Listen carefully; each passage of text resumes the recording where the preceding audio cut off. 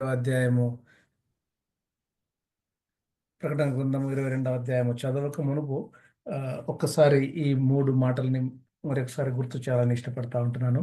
మనము చదవడమే కాకుండా, వినడమే కాకుండా, అలాగే గైకొనాలని చెప్పి దేవుడు మనకు ఆహ్, మరి ఒకసారి గుర్తు చేస్తా ఉంటున్నారు.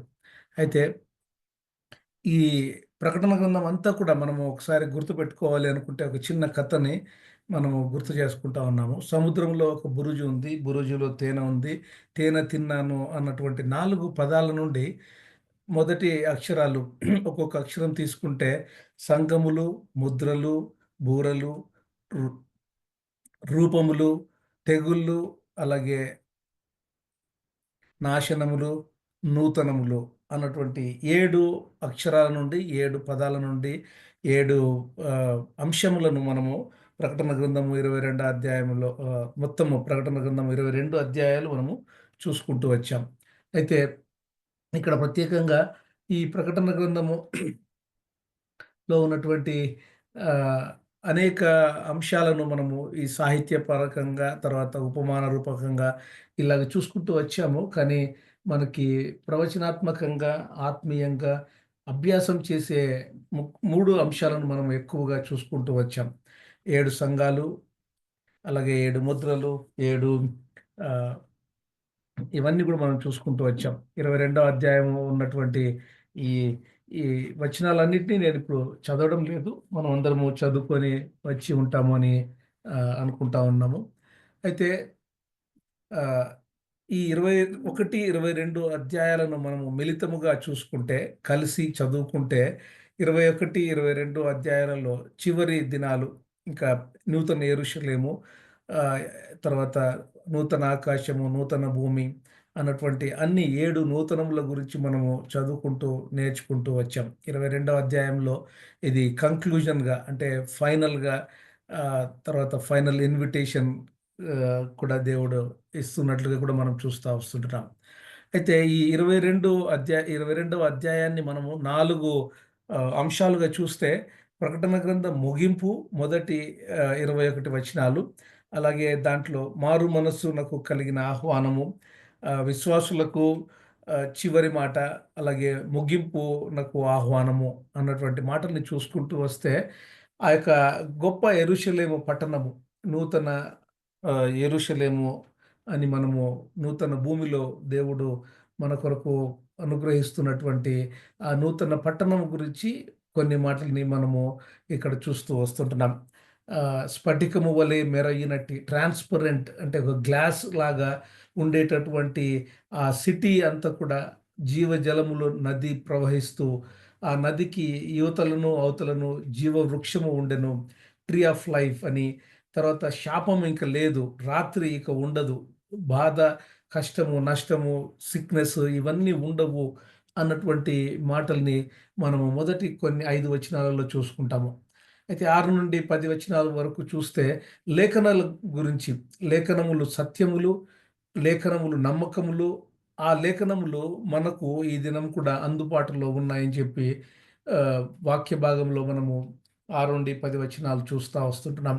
అలాగే కొన్ని వచనాలను చూస్తే ఇదిగో త్వరగా వచ్చుచున్నాను అని యేసు ప్రభువుల వారు చెప్పడము, అలాగే ప్రతి వాని క్రియల చొప్పున వానికి ఇచ్చుటకు నేను సిద్ధపరిచిన జీతము నా యొద్ద ఉన్నది. సంఘముల కొరకు వ్రాసి ఉంచినటువంటి ఈ మాటలన్నిటిని గురించి, అలాగే సంఘం కూడా రమ్ము దేవా ప్లీజ్ కమ్ లార్డ్ జీసస్ త్వరగా రమ్ము అని చెప్పి సంఘము కూడా వేడుకునేటటువంటి ప్రార్థన కూడినటువంటి ఆ యొక్క మాటల్ని కూడా మనం చూస్తా వస్తుంటున్నాం. యేసుప్రభుల వారు ఆల్ఫాయు, ఒమేగాయు, మొదటి వాడును, కడపటి వాడును, ఆదియు, అంతమునై ఉన్నాడు అని చెప్పి కూడా ఇక్కడ యేసుప్రభుల వారి గురించి మనము ఇక్కడ చూస్తా వస్తుంటున్నాం. దేవాది దేవునికి ఆది, అంతము అంటే there is no beginning and there is no end. కానీ ఇక్కడ యేసుప్రభుల వారిని మనం ఒకసారి గమనిస్తూ వస్తున్నప్పుడు శారీరకంగా మన మధ్యకొచ్చారు, మన మధ్య నివసించారు అన్నటువంటి ఆ మాటల్ని కూడా మనం ఇక్కడ చూస్తూ గమనిస్తా ఉంటున్నాం. ఆత్మయు, పెళ్లి కుమార్తెయు రమ్ము అని చెప్పుచున్న ఆ యొక్క మాటలను అంటే సంఘముగా మనం కూడా యేసు ప్రభుల వారిని త్వరగా రండి దేవా అని చెప్పి మనము వేడుకునే, ప్రార్థన చేసేటటువంటి ప్రార్థనలో కూడా మనం ఎదగాలని చెప్పి ఇక్కడ దేవుడు మనకు గుర్తు చేస్తా ఉన్నారు. కాబట్టి దప్పికొనిన వానిని రానిమ్ము. ఎవరికైతే ఆ ఆ తృష్ణ ఉంటదో, ఆ దప్పిక ఉంటదో, మనకు ఈ దినం చూస్తే అనేక మంది మనము కూర్చొని ఈ ప్రకటన గ్రంథాన్ని నేర్చుకుంటూ ఉన్నాం. గమనిస్తూ, ధ్యానిస్తూ ఉంటున్నాం. కాబట్టి ఈ విధంగా దప్పిక కలిగిన వారమై, ఇచ్చయించిన కలిగిన వారమై, మనము ఆ జీవజలములను మనం తినాలని చెప్పి, దేవుడు ఉచితముగా ఇచ్చే ఆ జీవజలములను మనము తినాలని చెప్పి దేవుని యొక్క కోరికగా, మనము సంఘముగా మనము ఏ విధంగా వేడుకోవాలి అని కొన్ని వచనాలను మనం ఇక్కడ చూస్తూ వస్తుంటున్నాం. కాబట్టి the cause of the invitation, ఎవరు ఆ ఇన్విటేషన్ ఇస్తుంటున్నారు? ఆ ఇన్విటేషన్ ఎట్లా ఫ్రీగా మనకు ఇస్తున్నటువంటి వాక్య భాగాల్ని ఈ 22వ అధ్యాయము అన్ని వచనాలలో మనము ఈ విధంగా చూస్తూ వస్తుంటున్నాం. కాబట్టి డీటెయిల్డ్‌గా నేను ఇక్కడ ఇంగ్లీష్‌లో రాశాను. తెలుగులో ఉన్నది ఉన్నట్లుగా నేను తర్జుమా చేస్తే అది మీనింగ్ ఇంటర్ప్రెట్ సరిగ్గా రాదేమో అని చెప్పి నేను అలాగే ఉంచాను.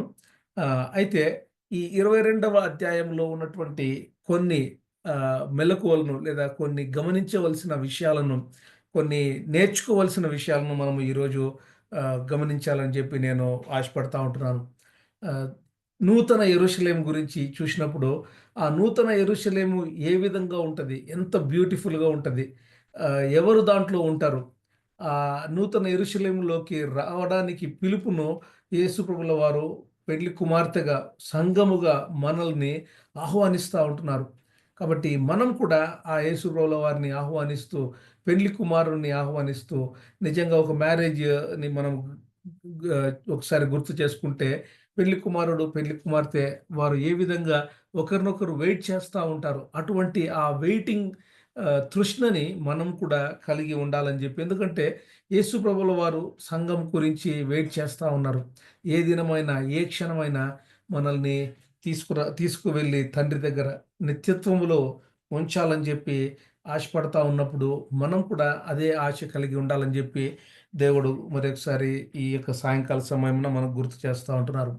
అయితే ఇక్కడ 3 అంశాలని చూస్తే జీవజలము, ద వాటర్ ఆఫ్ లైఫ్, జీవ వృక్షము, ట్రీ ఆఫ్ లైఫ్ అని చెప్పి, తర్వాత మూడవది ఇదిగో నేను త్వరగా వచ్చుచున్నాను అని, ఈ ప్రకటన గ్రంథంలో ఈ 3 అంశాలు అక్కడక్కడ వినిపింపబడతా ఉంటాయి. వాటర్ ఆఫ్ లైఫ్ అనేది 21 అధ్యాయంలోను, 22 అధ్యాయంలోను 3 చోట్ల మనము గమనిస్తా వస్తుంటున్నాం. అలాగే ట్రీ ఆఫ్ లైఫ్ అనేది జెనిసిస్‌లోను, తర్వాత ఇక్కడ ప్రకటన గ్రంథంలో కూడా మనము కొన్ని చోట్ల ప్రస్తావించినటువంటి ఆ ట్రీ ఆఫ్ లైఫ్, జీవ వృక్ష ఫలములు తినమని చెప్పి దేవుడు ఆహ్వానించడము మనకు ఇక్కడ మనం చూస్తా ఉంటున్నాం. అలాగే చివరిగా ఇంకొక మాటని ఆహ్, మనం చూస్తే ఇక్కడ ధన్యతలు, మత్తయి సువార్త 5వ అధ్యాయంలో ఏ విధంగా అయితే ధన్యతలు ఉన్నాయో, ప్రకటన గ్రంథంలో కూడా 7 ధన్యతలు మనం చూస్తా ఉంటున్నాం. దేవుడు 7 ధన్యతలను మనకిక్కడ వ్రాసి ఉంచారు. సమయము సమీపించినది గనుక ఈ ప్రవచన వాక్యములు చదువువాడును, వాటిని విని ఇందులో వ్రాయబడిన సంగతులను గైకొను వారును ధన్యులు. కాబట్టి నీవు నేను వింటున్నాము. మనము వినడమే కాదు, గ్రహిస్తూ గైకొనడము, అప్లై చేసుకునేటటువంటి బిడ్డలముగా, ధన్యత పొందేటటువంటి బిడ్డలముగా ఉండాలని జెప్పి దేవుడు మనకు గుర్తు చేస్తా ఉంటున్నారు. అలాగే 14, 13లో కూడా ఇప్పటి నుండి ప్రభువునందు మృతునందు వారు మృతులు ధన్యులు అని చెప్పి కూడా వాక్యం మనము చదువుకుంటున్నాం. అలాగే 16లో ఇంగ్లీష్‌లో 15వ వచనము, తెలుగులో 16వ వచనములాగా ఉంది. ఇదిగో నేను దొంగ వలె వచ్చుచున్నాను. తాను దిగంబరుడుగా సంచరించినందున జనులు తన దిశములను చూతురేమో అని మెలకువగా ఉండి, అంటే మనం ఎప్పుడు కూడా ప్రిపేర్డ్‌గా ఉండాలి అని. అంటే రక్షణ వస్త్రాలను మనము కాపాడుకొనుటూ, రక్షణ వస్త్రాలను ధరించుకుంటూ, యేసు ప్రభుల వారు రాకడ కొరకు లేదా ర్యాప్చర్ గురించి మనము ఎప్పుడు ఏ క్షణమైనా కూడా, ప్రతి క్షణం కూడా మనము ఆ యొక్క అవగాహన కలిగి, ఆ పర్సెప్షన్‌ని కలిగి బ్రతుకుతూ ఉండాలని చెప్పి దేవుడు మనకు మరొకసారి ఇక్కడ అటువంటి వారిని ధన్యులుగా పోలుస్తూ ఉంటున్నారు. 9వ అధ్యాయంలో కూడా గొర్రెపిల్ల పెండ్లి విందుకు పిలువబడిన వారు ధన్యులని వ్రాయుము. అంటే ఆ యొక్క పెండ్లి విందుకు పిలువబడేటటువంటి వారు కూడా ధన్యులు అని చెప్పి ఇక్కడ మనం చూస్తా ఉంటున్నాం. అలాగే ఐదవదిగా మొదటి పునరుత్థానములో పాలుగలవారు ధన్యులు. పరిశుద్ధులునై ఉందురు. అంటే మొదటి పునరుత్థానంలో ఎవరు ఉంటారు? సంఘము ఉంటది. ట్రిబులేషన్ సెయింట్స్ ఉంటారు. వీరందరూ కూడా మొదటి పునరుత్థానంలో ఉంటారు కాబట్టి వారందరూ కూడా ధన్యులు అని చెప్పి దేవుడు మరొకసారి గుర్తు చేస్తా ఉంటున్నారు. ఆరవదిగా నేను త్వరగా వచ్చుచున్నాను. ఈ గ్రంథములోని ప్రవచన వాక్యములను గైకొనువాడు. ఈరోజు మనం వింటున్నాం. వినడమే కాదు, అప్లై చేసుకుంటూ ఆ మెలకువలతో బ్రతకాలని చెప్పి అటువంటి వారైతేనే ధన్యులు. ఆ ధన్యత కలిగిన బ్రతుకును మనం బ్రతకాలని చెప్పి దేవుడు గుర్తు చేస్తా ఉంటున్నాడు. 22:14లో జీవ వృక్షమునకు హక్కు గలవారై గుమ్మముల గుండా ఆ పట్టణములోనికి ప్రవేశించునట్లు తమ వస్త్రములను ఉదుకుకొనువారు ధన్యులు. కాబట్టి మనం కూడా ఆ జీవవృక్ష ఫలములు తినేందుకు ఆ పట్టణమునకు మనము వెళ్ళాలనే ఆశ కలిగిన వారమై మన యొక్క పాపములను మనము క్రీస్తు ప్రభుల వారి రక్త ప్రోక్షణలో కడుగుకుంటూ ప్రతి దినము ప్రతి క్షణము మనము ఆయన యొక్క రాకడ కొరకై వేచి చూస్తూ ఉండాలని చెప్పి దేవుడు మనకు గుర్తు చేస్తూ ఉంటున్నారు. అయితే కొన్ని అప్లికేషన్ పాయింట్స్ని మీ మధ్యకి తీసుకురావాలని ఇష్టపడతా ఉంటున్నాను. 22, 22వ అధ్యాయంలో ఇక్కడ ఆ ట్రీ ఆఫ్ లైఫ్ గురించి, జీవవృక్ష ఫలముల గురించి ఇక్కడ వ్రాయబడి ఉంది. అదే ఆదికాండము 2:9లో కూడా వ్రాయబడి ఉంది. ఆదికాండము 2:9లో ఆ జీవవృక్షమును మంచి చెడ్డల తెలివినిచ్చు వృక్షమును అంటే 2 ట్రీస్, 2 టైప్స్ ఆఫ్ ట్రీస్ ఉన్నట్లుగా మనం ఇక్కడ చూస్తా ఉంటున్నాం. ఆదికాండంలో ఆదాము, హవ్వలకు దేవుడు అక్కడ ఉంచినటువంటి ఆ యొక్క వృక్ష ఫలాల గురించి ప్రస్తావించిన మాట. అదే 22వ అధ్యాయము 2వ వచనంలో ఆ యొక్క హ్మ్, జీవవృక్ష ఫలమును మరి ఒకసారి ప్రస్తావిస్తా ఉంటున్నాడు.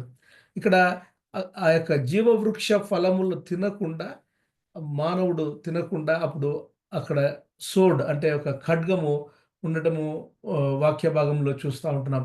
కానీ ఆ ఖడ్గము యేసు ప్రభుల వారి మీద తను ఆ యొక్క మన యొక్క పాపములను, మన యొక్క శాపములను ఆయన భరించి ఆ ఖడ్గాన్ని తీసేసినట్లుగా ఒకవేళ మనము ఈ దినంలో ఈ సంఘముగా ఈ కృపాకాలంలో ఉంటున్న నీవు నేను మనల్ని మనం కూడా ఆ ఖడ్గము చేత అంటే ఒక సెల్ఫ్ డినయల్ మన సెల్ఫ్‌ని మనము ఎప్పుడైతే చంపుకుంటామో అప్పుడు మనం కూడా ఆ యొక్క పరిశుద్ధాత్మ దేవుని యొక్క నింపుదల చేత, నడుపుదల చేత మనము ఈ ప్రత్యక్షతలను, ప్రవచనాలను అర్థం చేసుకొని, మనం ఆ విధంగా బ్రతికేదానికి ఈ భూమి మీద దేవుడు మనకు ఆ అవకాశాన్ని, అటువంటి ఆపర్చునిటీని పరిశుద్ధాత్మ దేవుని ద్వారా మనకి ఇస్తున్నట్లుగా, మనం ఒకసారి పరలోకానికి వెళ్ళిన తర్వాత మనకి ఆ ట్రీ ఆఫ్ లైఫ్ అనేది చాలా క్లియర్‌గా ఇంకా ఎక్కువగా మనం అర్థం చేసుకోవచ్చు. అయితే ఈ 4వ అధ్యాయంలో ఆ యొక్క దేవుని బిడ్డలు దేవుణ్ణి ఆహ్, ముఖాముఖిగా చూస్తారు. They will see face to face అని చెప్పి ఆ యొక్క మాటల్ని మనం చూస్తా ఉంటున్నాం. అక్కడ పగలు అంటూ, రాత్రి అంటూ వ్యత్యాసం ఉండదు. రాత్రి అనేదే ఉండదు. ఎందుకంటే దేవాది దేవుని యొక్క మహిమనే మొత్తము మనకు అక్కడ గొప్ప వెలుగుగా ఉంటది. కాబట్టి ఇంక రాత్రి అనే అవసరతనే ఉండదు. అటువంటి దినము ఏ విధంగా ఉంటదో మానవుడు తన ఇమాజినేషన్‌ని బట్టి ఇదివరకు మనం చూసిన వీడియో అయితేనేమి, ఈ పిక్చర్స్ అయితేనేమి, మనము ఇమాజిన్ చేసుకునేందుకు కొంచెము దేవుడు మానవునికి ఇచ్చిన జ్ఞానమును బట్టి మనం చూస్తా ఉంటున్నాం. కానీ ఇది ఈ విధంగా ఉండకపోవచ్చు. టోటల్లీ డిఫరెంట్‌గా ఉంటదేమో. ఆ యొక్క వైభవమును, ఆయన యొక్క మహిమను, ఆ యొక్క సన్నిధిని మనము చాలా డిఫరెంట్‌గా చూస్తామేమో. కాబట్టి ఇదిగో నేను త్వరగా వచ్చుచున్నాను. నేను త్వరగా వచ్చుచున్నాను. మీకు సిద్ధపరిచిన జీతము నేను ఇస్తాను అని చెప్పి దేవుడు ఇక్కడ మనకు గుర్తు చేస్తా ఉంటున్నాడు. ఎంత త్వరగా వస్తున్నాడు అంటే రెప్పపాటులో మనకి ఆ యొక్క ర్యాప్చర్ జరగొచ్చు. సంఘం ఎత్తబడొచ్చు. లేదా రెప్పపాటులో మనమందరం కూడా యేసు ప్రభుల వారి యొక్క ఆగమనంలో మనము దేవుణ్ణి ఎదుర్కొనవచ్చు. అటువంటి ఆ సడన్ అనే మాటని నొక్కి ఇక్కడ 2, 3 సార్లు మనము ఈ 22వ అధ్యాయంలో చూస్తుంటున్నాం. సడన్ అనే మాట ఎంత సడన్ అనే ఆ తీవ్రతను, ఆ సీరియస్‌నెస్‌ని మనం తీసుకుంటామో, నిజంగా మనము అంత సీరియస్‌గా ఆహ్, ఆ రెండవ రాకడ కొరకు లేక మన యొక్క ర్యాప్చర్ కొరకు మనం సిద్ధపడుతూ ఉంటామని ఇక్కడ నేను మరి ఒకసారి గుర్తు చేస్తా ఉంటున్నాను. జీవజలములు, ద వాటర్ ఆఫ్ లైఫ్ అన్నటువంటి మాటను మనము మొదటి 2, 3 వచనాలలో చూసాం గదా! ఆ యొక్క వాటర్ ఆఫ్ లైఫ్‌ని ఇక్కడ మనము పరిశుద్ధాత్మ దేవునికి సూచనగా కూడా సాదృశ్యంగా కూడా మనము ఒకసారి చూసుకుంటే, నీవు నేను యేసు ప్రభుల వారిని ఏ దినమైతే స్వంత రక్షకునిగా అంగీకరించామో, ఆ దినము నుండి మనకి పరిశుద్ధాత్మ దేవుడు మన హృదయంలో ఉంటారు. పాత నిబంధన గ్రంథములో ఆ యొక్క రక్షణ లేదా పరిశుద్ధాత్మ దేవుడు ఈ కప్పు ఉంది కదా! కప్పుకి పైన లిడ్ ఉంది. ఆ లిడ్‌ని ఏ విధంగా మూసి ఉంచారో, ఆ విధంగా పరిశుద్ధాత్మ దేవుడు దైవ జనుల మీద ఉండేవారు. కాబట్టి ఎప్పుడైతే మనం రక్షణ పాత్రను పుచ్చుకుంటామో, యెహోవా నామమున మనం ఎప్పుడైతే ప్రార్థన చేసి, యేసు ప్రభుల వారిని మనము సొంత రక్షకునిగా అంగీకరిస్తామో, పరిశుద్ధాత్మ దేవుడు మన హృదయంలోకి రావడం జరుగుతుంది. కాబట్టి పాత నిబంధన గ్రంథంలో యెహోవా ఆత్మ నా మీదికి వచ్చి ఉన్నది అని ఇక్కడ మనము వాక్య భాగంలో చూస్తా ఉంటున్నాం. అయితే క్రొత్త నిబంధన కాలంలో పరిశుద్ధాత్మ దేవుడు నీలో, నాలో ఉంటారు. ఎవరైతే తలుపు తీస్తారో యేసు ప్రభుల వారి యొక్క ఇన్విటేషన్‌కి, ఎవరైతే యేసు ప్రభుల వారిని సొంత రక్షకునిగా అంగీకరించుకుంటారో, వారి హృదయములోకి, వారి వారిలో పరిశుద్ధాత్మ దేవుడు ఉండడము, వారిని పరిశుద్ధాత్మ దేవుడు క్రీస్తు ప్రభుల వారి స్వారూప్యంలోకి నడిపించడము జరుగుతది. ఇంకా ఒకవేళ మన ఇండ్లల్లో ఎవరైనా మన యొక్క బిడ్డలైతేనేమి, మన ఎక్స్‌టెండెడ్ ఫ్యామిలీలో ఎవరైనా ఇంకా ప్రభువును సొంత రక్షకునిగా అంగీకరించకుండా ఉంటే, దయచేసి వారి గురించి ప్రార్థన చేసి, వారికి ఇరుగు పొరుగు వారికి ప్రతి ఒక్కరికి మనము ఈ యొక్క సువార్తను చెప్పాలని చెప్పి ఇక్కడ దేవుడు ఈ యొక్క గాస్పెల్‌ని మరొకసారి మనకు గుర్తు చేస్తా ఉంటున్నారు. కాబట్టి ఒకసారి ఈ 3 క్లాసుల్ని మనం గమనిస్తే, మొదటి క్లాస్‌లో నీరు కొద్దిగా మాత్రమే ఉన్నట్లు, రెండవ క్లాస్‌లో ఇంకా కొంచెం ఉన్నట్లు, మూడవ క్లాస్‌లో వాటర్ ఇంకా కొంచెము అంచుల మట్టుకు లేదా 90% మనము చూస్తా ఉంటున్నాం. కాబట్టి మన యొక్క నమ్మిక చొప్పున పరిశుద్ధాత్మ దేవుడు మన జీవితాలలో, మన హృదయాలలో మనల్ని ఆ విధంగా ఆహ్, తన పని నిమిత్తమై వాడుకుంటారు. మన నమ్మిక నిమిత్తము మనము కలుగుతది. కాబట్టి మత్తయి సువార్త 9:29లో గూడా ఉంటది గదా! మీ నమ్మిక చొప్పున మీకు కలుగునుగాక. అంటే మన యొక్క విశ్వాసము మన పరిమాణం ఎంత విశ్వాసములో ఉంటామో, మనము అంత ఎత్తు మాత్రమే లేదా అంత లోతు విశ్వాసము అయినటువంటి లోతు అనుభవంలోకి మాత్రమే వెళ్ళగలుగుతాం. కాబట్టి మన విశ్వాసాన్ని పెంచుకోవాలి అంటే మనము యేసు ప్రభుల వారిని, పరిశుద్ధాత్మ దేవుని మనము ఎంతో నమ్మిక కలిగి ఉండాలి. యెహెజ్కేలు 47వ అధ్యాయంలో మనము కొన్ని వచనాలను చూసినప్పుడు ఆహ్, అదే యోహాను సువార్త 7వ అధ్యాయము 37, 39లో కూడా మనము కాంట్రాస్ట్‌గా ఈ వర్సెస్‌ని మనం ఒకసారి గమనించినప్పుడు యెహెజ్కేలు 47:1లో మందిరపు గుమ్మమునకు నన్ను తోడుకొని వచ్చెను అన్నటువంటి ఆ యొక్క దైవజనుని అనుభవమును ఇక్కడ మనం చూస్తా ఉంటున్నాం.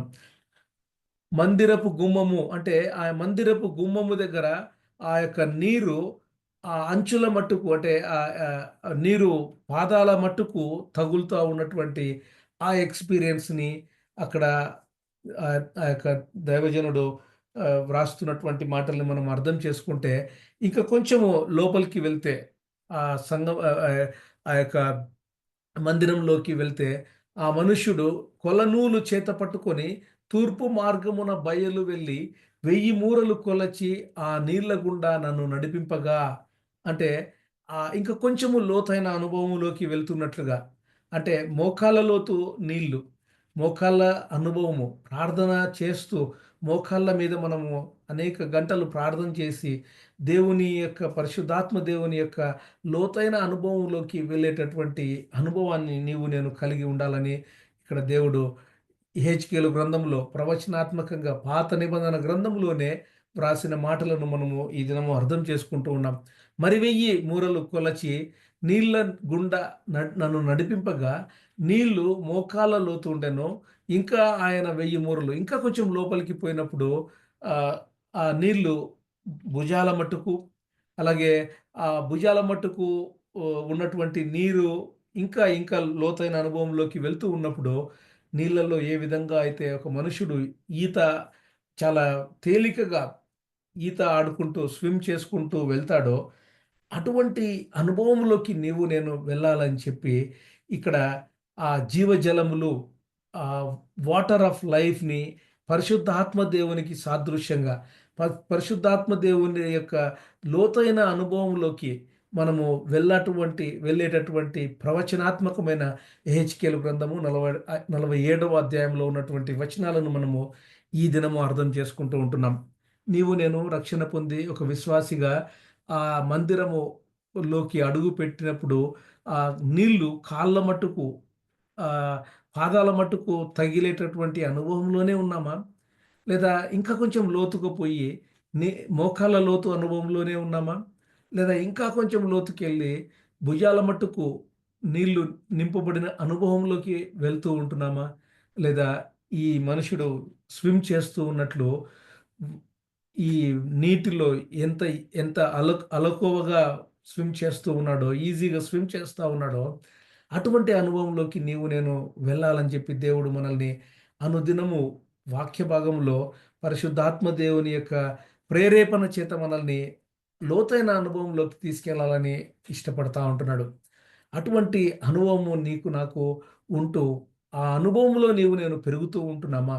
ఎందుకంటే ఈ అనుభవంలో ఉన్నప్పుడు వాక్యమును మనం చదివినప్పుడు అది చాలా క్లియర్‌గా తేట తెల్లగా పరిశుద్ధాత్మ దేవుడు మనల్ని సర్వసత్యంలోకి నడిపిస్తూ మనకు ఆహ్, ఆ యొక్క ఇంటర్ప్రిటేషన్, ఆ యొక్క భావాన్ని మనకు చెప్తూ లోతైన అనుభవంలోకి తీసుకెళ్తారు. గమనించండి దేవుని బిడ్డలారా. ఒక్కొక్కసారి నేను కూడా గమనిస్తా ఉంటాను. ఒకే వాక్య భాగము ఒక దైవజనుడు చెప్పినప్పుడు, లేదా అదే వాక్య భాగము ఇంకొక దైవజనుడు చెప్పినప్పుడు అక్కడ కొంచెం కాంట్రాస్ట్ లేదా డిఫరెన్స్ ఉంటది. ఒక దైవజనుడు చెప్పినప్పుడు, ఓహ్! ఈ వాక్య భాగాన్ని ఈ విధంగా కూడా అర్థం చేసుకోవచ్చు కదా! అన్నటువంటి అర్థాన్ని లోతైన అనుభవంలోకి తీసుకుపోయే అనుభవాన్ని కొంతమంది దైవజనులు ఇస్తారు. ఎందుకు అంటే వారికి ఇటువంటి లోతైన అనుభవం ఉన్నవారు మాత్రమే ఆ వాక్య భాగాన్ని, అక్షరాన్ని అక్షరముగా కాకుండా, అక్షరము వెనకల ఉన్నటువంటి పరిశుద్ధాత్మ దేవుణ్ణి మనకు మన ముందుకు తీసుకొని వచ్చి మనల్ని కూడా ఆ లోతైన అనుభవంలోకి తీసుకెళ్తా ఉంటారు. కాబట్టి ఆ అనుభవంలో మనం ఉండాలని చెప్పి ఈ విధంగా 10వ వచనంలో మనం చూసినప్పుడు, ఈ ప్రవచన వాక్యములకు ముద్ర వేయవలదు. ఈ ప్రవచన వాక్యాలకి ముద్ర వేయకూడదు. కాలము సమీపమై ఉన్నది. అదే దానియేలు 12:4లో అయితే దానియేలు భక్తునికి చెప్పిన మాటనేంటంటే, ఈ వాక్య భాగాల్ని, ప్రవచన వాక్యాల్ని సీల్ చేయాలి అని చెప్పారు. కానీ ప్రకటన గ్రంథంకొచ్చే వేళకి ముద్ర వేయకూడదు అని చెప్పారు. కాబట్టి ముద్ర వేయబడినటువంటి ఈ ప్రకటన గ్రంథాన్ని మనం చదువుకుంటూ ఉన్నప్పుడు, పరిశుద్ధాత్మ దేవుడు మనల్ని లోతైన అనుభవంలోకి, సర్వసత్యంలోనికి తీసుకెళ్తూ ఉన్నప్పుడు, మనము ఆ అనుభవంతో కూడినటువంటి జీవితాన్ని జీవించాలని చెప్పి దేవుడు మరొకసారి గుర్తు చేస్తా ఉంటున్నారు. ఇక్కడ 22, 18, 19 వచనాలు 2 చూసినప్పుడు, ఈ 2 వచనాలలో కూడా మనం ఏమి నేర్చుకోవచ్చు అని ఒకసారి గమనిస్తే, 18వ వచనంలో ఏమని ఉంటదంటే, "ఈ ప్రవచన వాక్యములను విను ప్రతివానికి నేను సాక్ష్యమిచ్చున్నది ఏమనగా, ఎవడైనను వీటితో మరి ఏదైనను కలిపిన ఎడల ఈ గ్రంథములో వ్రాయబడిన తెగుళ్ళు దేవుడు వానికి కలుగజేయును." దయచేసి గమనించండి. మనము వాక్య భాగానికి ఏదైనా తోడు చేస్తే మనము ఎంత శాపగ్రస్తులమైతామో, దేవుడు ఆ యొక్క తెగుళ్ళు వాడి మీదికి తీసుకొని వస్తారు అని ఈ వాక్యము సత్యమును, నమ్మకమును అయి ఉన్నటువంటి ఈ వాక్యమును మనము అర్థం చేసుకుంటే, దయచేసి దేవుని బిడ్డలారా, మనము దేవుని యొక్క వాక్యానికి లేదా దేవుని యొక్క ఆహ్, ఆ యొక్క వాక్యానికి, ఆయన యొక్క పనులకు మనం ఏమాత్రం కూడా మరి ఒకటి చేకూర్చకుండా ఉన్నది ఉన్నట్లుగా అర్థం చేసుకుంటూ మనము దేవుణ్ణి ఆహ్, ఈ ఈ యొక్క మాటని బట్టి నేను ఆహ్, గుర్తు చేస్తా ఉంటున్నాను. ఒకవేళ ఆ వచనము ఎవరైనా యాడ్ చేస్తే వాళ్ళు లీగలిజం గాను, సబ్ట్రాక్ట్ చేస్తే అంటే తీసేస్తే అంటే ఏంటంటే కొన్ని ఆహ్, కొన్ని వాక్య భాగములలో కొన్ని ఉంటాయి. వాటిని మనము తీసేసామనుకోండి, మనము టూ మచ్ ఆఫ్ లిబరలిజం అంటే ఇంకా గ్రేటర్ గ్రేస్ అనే ఒక మినిస్ట్రీ వాళ్ళైతే ప్రతీదీ కూడా చాలా లైట్‌గా తీసుకుంటారు. ఎందుకంటే ఇంక మనం కృపకాలంలో ఉన్నాం గదా! కృపకాలంలో ఉన్నాం గదా! అని కృపను ఎక్కువగా హైలైట్ చేస్తూ ప్రతీదీ కూడా చాలా ఈజీగా తీసేసుకుంటూ ఉంటారు. ఒకవేళ ఈజీగా తీసేసుకుంటూ అంటే వాక్య భాగంలో ఉండేది కూడా తీసేసామంటే మనము టూ మచ్ ఆఫ్ లిబరలిజం అంటే ఇంకా ఆహ్, ఆహ్, చాలా ఉదారసీనమైనటువంటి ఆహ్, యాటిట్యూడ్‌లోకి వెళ్ళిపోయి కల్తీ క్రైస్తవులముగా మనము అయిపోతాం. కాబట్టి లీగలిజంలోకి వెళ్ళకూడదు. అంటే చాలా టూ మచ్ ఆఫ్ ఫారసిజంతో కూడిన రూల్స్ అండ్ రెగ్యులేషన్స్ వాక్య భాగంలో ఉన్నవి, లేనివి అన్నీ కలిపి ఇంకా చాలా టూ మచ్ ఆఫ్ రూల్స్ పెట్టేసుకుంటారు.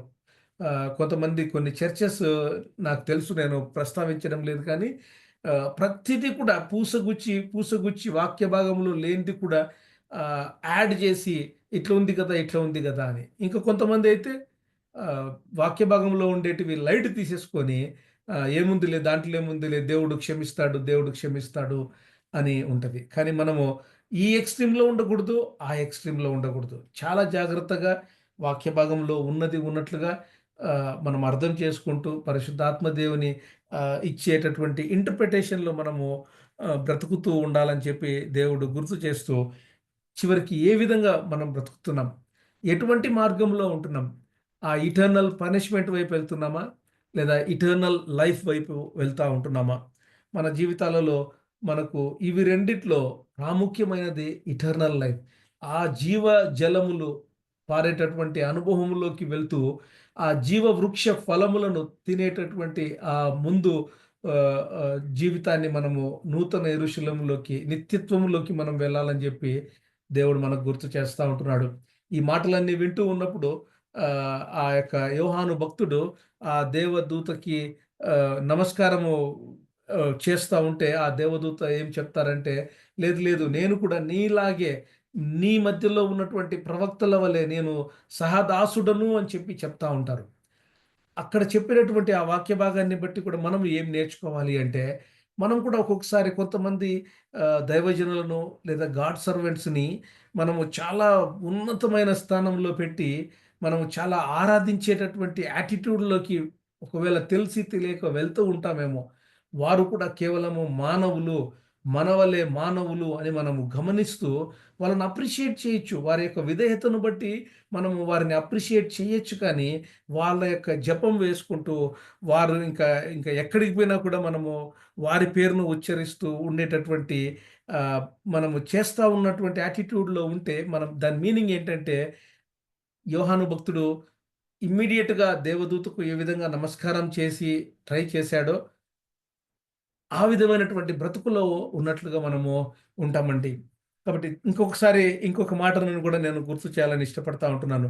చాలామంది ఆహ్, ఒకవేళ సువార్త చెప్పేతప్పుడు లేదా సాక్ష్యం చెప్పేతప్పుడు యేసు ప్రభువును ఇంట్రొడ్యూస్ చేయాలంటే ఒక్కొక్కసారి ఒక ఒక దైవజనుడిని లేదా ఒక దేవుని బిడ్డను తీసుకొని, ఆ దేవుని బిడ్డను చూపిస్తూ యేసు ప్రభువును ఇంట్రొడ్యూస్ చేస్తారు.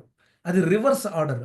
కానీ మనము యేసు ప్రభువును ఇంట్రొడ్యూస్ చేస్తూ, ఆ యేసు ప్రభువును అంగీకరించినటువంటి దేవుని బిడ్డ ఏ విధంగా బ్రతికాడో చూడు అని చెప్పి, మనము యేసు ప్రభువును హైలైట్ చేస్తూ, ఆ దేవుని బిడ్డను, ఆ దైవజనుడిని తర్వాత మనం ఇంట్రొడ్యూస్ చేయాలి. దాన్ని రివర్స్ ఆర్డర్‌గా చేయకూడదు ఎప్పుడు కూడా. ఎందుకు అంటే ఇక్కడ మనము ఈ యోహాను భక్తుడు తెలిసి తెలియక ఇమ్మీడియేట్‌గా ఆ దైవదూతకి నమస్కారము చేసినటువంటి ఆ యొక్క మాటను బట్టి మనము వాక్య భాగాన్ని బట్టి మనం నేర్చుకుంటా ఉంటున్నాం. ఒకవేళ నార్త్ అమెరికాలో ఉంటున్నటువంటి మనకి టాప్ 3 ప్రయారిటీస్ ఏవై ఉంటాయి అని చూస్తే మనకు ఏదో ఆహ్, అమెరికా, కెనడా దేశాలకొస్తాము. ఇమ్మిగ్రేషన్ అని చెప్పి స్టేటస్ గురించి మనము ప్రాకులాడుతూ ఒక స్టేటస్ పర్మనెంట్ రెసిడెంట్ వచ్చేంత వరకు చాలా తర్జన భర్జనలుగా, అయోమయాలలో చాలా కన్‌ఫ్యూజన్‌గా, టెన్షన్‌గా ప్రతి దినము కూడా మనము ఇమిగ్రేషన్ ఏమైతదో, ఇమిగ్రేషన్ రూల్స్ మానిటర్ చేసుకుంటూ, ఆ విధంగా మనం బ్రతుకుతూ ఉంటాం. కానీ ఇక్కడ ఆహ్, ఆ స్టేటస్ కంటే మన యొక్క సంఘము ఎత్తబడే సంఘంలో ఉన్నామా లేదా? క్రీస్తు ప్రభుల వారు వచ్చినప్పుడు ఏ క్షణమైనా సడెన్‌గా వచ్చేటటువంటి ఆ క్షణమైనటువంటి అనుభవంలో ఉన్నామా లేదా? అనే తీవ్రతలో మనం ఉండం. మనము చాలా ఇమిగ్రేషన్ స్టేటస్ రూల్స్ గురించి మనము వారానికి ఒకసారి, నెలకొకసారి ఎక్కడ కనపడితే అక్కడ డిస్కస్ చేసుకుంటూ ఉంటాం. అలాగా కాకుండా మన యాటిట్యూడ్‌ని మనం మార్చుకొని లేదా జాబ్స్ గురించి, మ్యారేజెస్ గురించి ఒకవేళ ఇవన్నీ ఉన్నాయి అంటే ఇంకా ఇల్లు కొనుక్కోవాలి, భూమి కొనుక్కోవాలి, సిటిజన్‌షిప్ కావాలి అని ఈ విధంగా మన యొక్క ప్రయారిటీస్‌ని మనము పెట్టుకొని ప్రతి దినము లేదా వారము లేదా నెలలో ఎక్కడైనా ఎవరితో అయినా కలిసినప్పుడు వీటి గురించి ఒకటి కాకపోతే ఒకటి వీటి గురించి డిస్కస్ చేసుకుంటూ మన యొక్క తీవ్రతను వెళ్ళబరుచుకుంటూ ఉంటాం. కానీ మనం ఈ దినము ప్రకటన గ్రంథం అన్నిట్లో మనం గమనించాల్సిందేంటంటే, రాప్చర్ గురించిన తీవ్రత మన హృదయాలలో ఉండాలని, ఆ వెయ్యేండ్ల పరిపాలనలోకి మనము వెళ్ళాలి. ఆ వెయ్యేండ్ల పరిపాలన గురించి కూడా మనం 21, 20 అధ్యాయాలలో నేర్చుకున్నాం గదా! ఆ వెయ్యేండ్ల పరిపాలనలో నీవు నేను ఉండాలి అని చెప్పి, అటువంటి మాటలు నిత్యత్వములో ఉండాలంటే మనం ఈ భూమి మీద ఎటువంటి బ్రతుకు బ్రతకాలి? నిత్యత్వంలో ఏం చేస్తాం? దేవుణ్ణి ఆరాధన చేస్తాము. స్తుతిస్తూ ఉంటాము. దేవునికి వందనాలు చెప్తూ ఉంటాము. అటువంటి లైఫ్ స్టైల్ బ్రతుకు, ఆరాధన, స్తుతితో కూడినటువంటి లైఫ్ స్టైల్‌ని మనము కలిగి ఉంటున్నామా? ఈ భూమి మీదనే అది ప్రాక్టీస్ చేస్తే పరలోకానికి పోయినప్పుడు అది చాలా ఈజీగా, కొత్తగా ఉండదు అన్నటువంటి మాటల్ని దేవుడు మనకు గుర్తు చేస్తూ, మన ప్రయారిటీస్‌ని మనము తిరిగి సెట్ చేసుకుంటూ, ఈ భూలోకము మీద, ఈ లోకంలో ఉండేటటువంటి ప్రయారిటీస్‌ని మనము సెకండరీగా చేస్తూ, ఆత్మీయమైనటువంటి ప్రయారిటీస్‌ని మనము కొంచెము ఎత్తు ఆహ్, ఉన్నతమైన స్థాయిలో పెట్టుకొని, ఈ రాప్చర్, మిలీనియల్, ఇటర్నిటీ వీటిని గురించి మాట్లాడుకుంటూ 22 అధ్యాయాల్ని మనము చాలా సీరియస్‌గా ప్రతి ఆహ్, వాక్య భాగాన్ని మనము చాలా లోతుగా డిస్కషన్ టైమ్‌లో 1 అవర్ ఒక్కొక్కసారి మోర్ థాన్ 1 అవర్ గూడా మనము డిస్కస్ చేస్తూ వచ్చాం. ఆ మాటలన్నిటిని మనము ఇతరులతో పంచుకుంటూ నేను కూడా ఇది ప్రకటన గ్రంథాన్ని చాలా మట్టుకు నేను పదే పదే నేను నేను నేర్చుకుంటూ, కుటుంబంలో తర్కించుకుంటూ, ఇతరులకు కూడా షేర్ చేసేటటువంటి ఆ జిజ్ఞాసను దేవుడు నీకు, నాకు ఇవ్వాలని జెప్పి నేను మరొకసారి దేవుని పేరట మీతో విన్నవించుకుంటూ, నేర్చుకున్న మనమందరం కూడా ప్రకటన గ్రంథంలో ఉండే లేఖనాలను ప్రతిదీ మనము గైకొంటూ, ఇతరులను కూడా మనము చేరవేస్తూ, వారితో కూడా మనము కలిసి బ్రతకాలని చెప్పి దేవుడు మనకు ఈ మాటల్ని మన మధ్యకు తీసుకొని వస్తా ఉంటున్నారు. కాబట్టి చివరిగా నేను ఈ యొక్క ఆహ్, 22వ అధ్యాయంని ఈ విధంగా మనము ముగించుకుంటూ చివరిగా ప్రార్థన చేయాలని ఇష్టపడతా ఉంటున్నానండి.